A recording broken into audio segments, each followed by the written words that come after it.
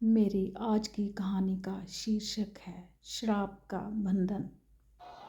सारे गांव में हाहाकार मच गया। आज सुबह ही जब घर में कोई नहीं था तो सरपंच की बहू ने अपने आप को अग्नि के हवाले कर दिया। किसी की समझ में कुछ नहीं आ रहा था, क्योंकि ऐसी कोई वजह तो लग ही नहीं रही थी। सरपंच साहब बहुत शांत स्वभाव के थे। घर में नौकर चाकर काम करते थे। खर्चे या खाने पीने की कोई कमी ना थी। गांव के लोगों को उनके साथ हमदर्दी थी। इसीलिए इस घटना को ज़्यादा ना उछालते हुए शीघ्र ही बहू का दाह संस्कार कर दिया। बहू के मायके वालों ने भी परमात्मा की रज़ा मानकर अपनी बेटी की मौत को स्वीकार कर लिया।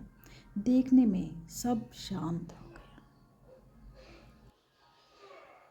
बहू की मौत के 2 महीने बाद ही सरपंच साहब ने अपने बेटे की दूसरी शादी करवा दी, लेकिन नई बहू ने उनके साथ रहने से इनकार कर दिया। उनका बेटा उसे अपने साथ शहर ले गया। वहाँ वह बैंक में मैनेजर था। उन्होंने वहाँ अपना घर खरीदा और वहीं रहने लगे। सरपंच साहब को ब्लड कैंसर हो गया। बहुत इलाज करवाया, महंगे से महंगे अस्पताल में भी दिखाया, लेकिन उनको बचा ना सके।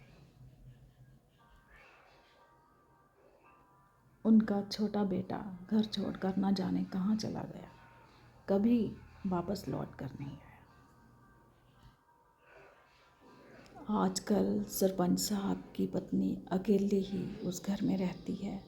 उसके बड़े बेटे की ज़्यादा शराब पीने के कारण गुर्दे फेल होने से मौत हो गई। उनकी बहू 1-2 बार मकान का सौदा करने आई है, अभी तक मकान बिका नहीं। सरपंच साहब की पत्नी को अक्सर आंसू बहाते हुए देखा है। कभी कभी अपनी मरी हुई बहू की तस्वीर देखकर न जाने क्या कहना चाहती है, फिर जुबान जैसे पत्थर हो जाती है। सुना है इंसान तो इंसान को माफ़ कर सकता है, परंतु कुदरत किसी का भी हिसाब गलत नहीं होने देती।